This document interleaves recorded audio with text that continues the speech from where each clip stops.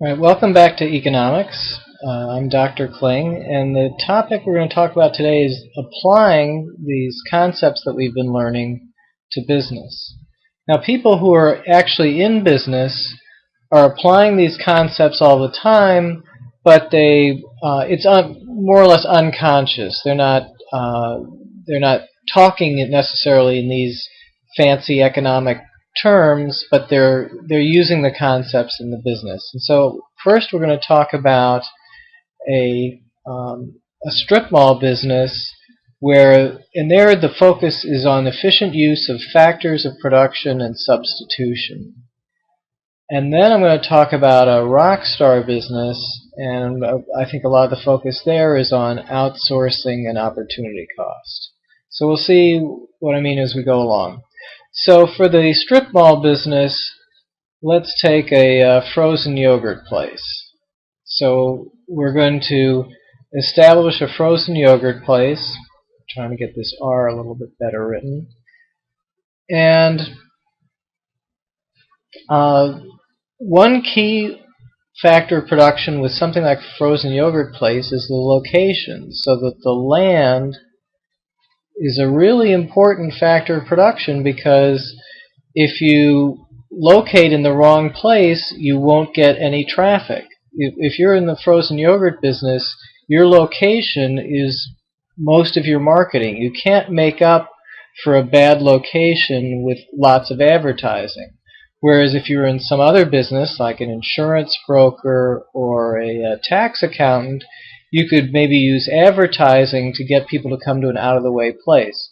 But if you're a frozen yogurt stand, you need to be where there's a lot of foot traffic, or where it's very natural for people to drive by, see your place, and be able to stop in and park and get their frozen yogurt. So land's going to be an important factor of production there. Substitution is going to be important in that you're going to have to think about how much labor you need and what are the opportunities for substituting capital for labor. For example, would you actually save any labor by having people dispense their own yogurt?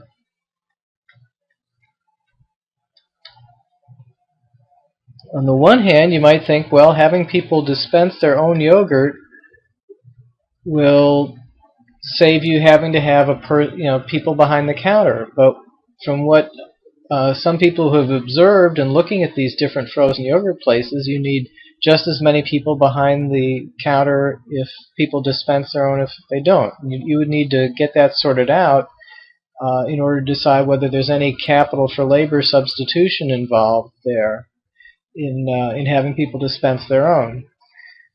Other opportunities, maybe if you use, this would be a little bit more far out, but maybe if you had a kind of a webcam system, you could manage the store remotely. So maybe you could manage 2 branches at the same time if you had a webcam system. And so that would substitute some capital for labor in that respect. So my point is, with this typical strip mall business, you get a lot of focus on making it efficient, using the factors of production efficiently, doing efficient substitution. Now let me switch over to a rock star business, and here's something I just made up, and I don't know if it would work or not. I call it, probably wouldn't work, because if it were a sure thing, somebody should do it. I call it A means A. It's a third-party grading service for college-level courses.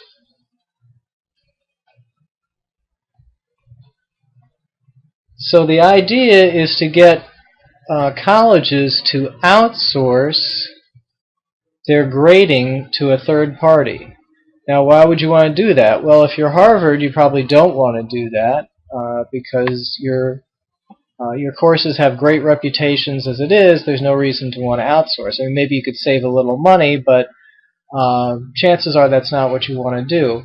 But if you're another college without that kind of reputation, or if you're right now, this year there were a lot of attacks on for-profit colleges supposedly ripping people off and not giving them good courses. So one way to defend against that would be to have your courses certified by a third party that does the grading. That might help your reputation, and so that would be what would motivate a college perhaps to outsource the grading. Now, if you were running this kind of a service where you're sort of creating the test and grading the test, and one of the things you have to think about is would you standardize? I'm thinking we wouldn't standardize. We would, instead of making somebody teach to the test, which is kind of what you have to do in AP courses, I think our motto should be we test to what you teach. So if somebody teaches a modern economic history course, we'd get a hold of the curriculum and we'd design a test based on that curriculum for modern economic history. Or if they have environmental economics, we'll get a hold of their syllabus and we'll make up a test for that. The idea is to have a reliable test, reliable grading that can be outsourced so that it has some more credibility. Now, if we did this ourselves, one of the things we'd have to worry about is sort of the security of our test materials. We wouldn't want people stealing our test materials or hacking into our computers and getting hold of the answers. So the question is that something that should be an internal function, or should we outsource that somehow? Internal or outsourced would be a question. And I think we're going to run into a lot of questions like that in any sort of rock star business where you're trying to do something very new, something that that hasn't been done before. You have to make some decisions about whether things will be done internally or outsourced. And often your biggest challenge is to convince somebody that they really want to outsource something that they've never outsourced before. When you're starting a brand new type of business, just talking somebody into outsourcing to you something that they've never outsourced before, or they've never outsourced in this particular way, is a real challenge.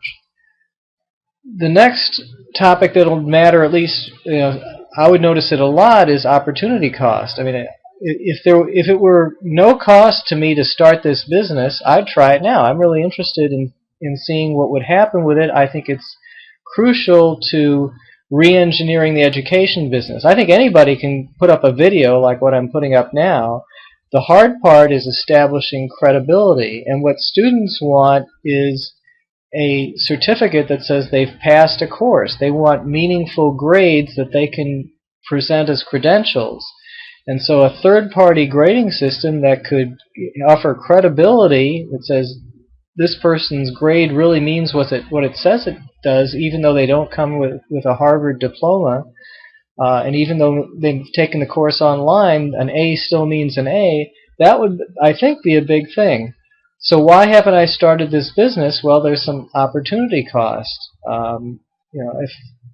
If it takes a lot of capital to start this business, and I put up my own money, then what am I going to live on? I know from experience that when you're an entrepreneur, you really devote a lot of time to something. And at my age, I'm not sure I'm ready to just dive in and spend that much time on it. That's why a lot of rock star businesses are started by young people. Young people really don't know enough to start businesses. Clearly they do get away with it, but probably the best time to start a business in terms of your knowledge may be when you're in your 30s and 40s, and a lot of people do start their businesses then. But the advantage of being young is that the opportunity cost is low. You don't have to, you're not leaving a job with a big salary and worrying about taking care of a family and so on. So opportunity cost is important in sort of who ends up trying to start rock star businesses. So anyway, I just wanted to give you an idea that these concepts do apply. People don't necessarily use the terms when they apply them, but they do apply. And when we have exercises in this class where I'm going to have you try to start your own business, I'll try to ask you to articulate how these concepts apply to your business. And that's it.